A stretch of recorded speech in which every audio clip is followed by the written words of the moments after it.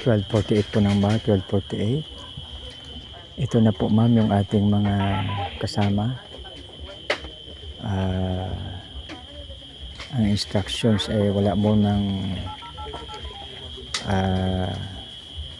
latag ng kung ano man, kundi kung ano lang pinakamadali po muna.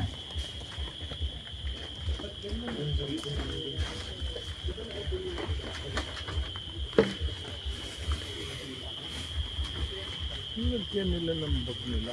Paano pangiligan mo? Ilan yung babae natin? Wala. Sila lang, Robert Scott, kapatid ni Manibali. Ay, nanay. Ay, nanay ni Manibali. Naalis din yun. Talagang hinatid yung ating alaga. Eh sir, iba pa yung pan para makatulog kayo Yun na dito. nga eh. Baba yung bag. Oh. So, paki-announce mo kung kailan tubig mayroon dyan. Bili. Ay, kabayan, bukas pa? Sige. Oo. Salamat. Oo, tubig ha. Drinking water. Sir, kayo sir, saan kayo natulog? Ako nang bala sir, basta kayo, gusto ko kayo muna makakman. Ako walang problema kasi mga kababayan ko po ito rito. Taga Pasig ka sir?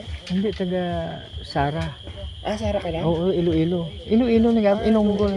Kabalo mo kung Ilonggo At sir. Ilonggo na. Ilonggo. Dari ko nag-eskwela, Janbe. Sa Pasig? Hindi, sa Janbe. Sa Ay. Iloilo City. Iloilo City. Oo. Ay, salamat. Kabalo mag-Ilonggo. At hindi kita magtalang dire.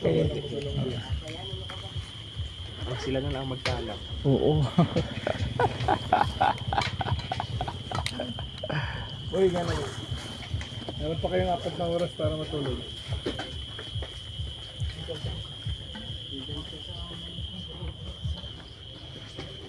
Kinabahan ako dahil pumunta na ako doon.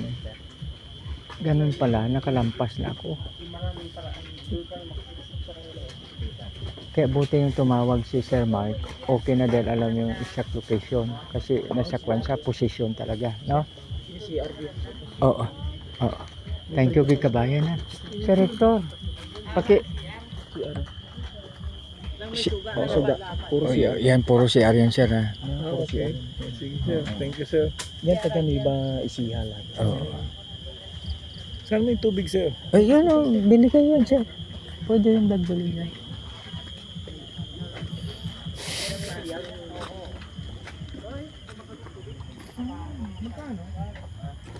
Isang liter.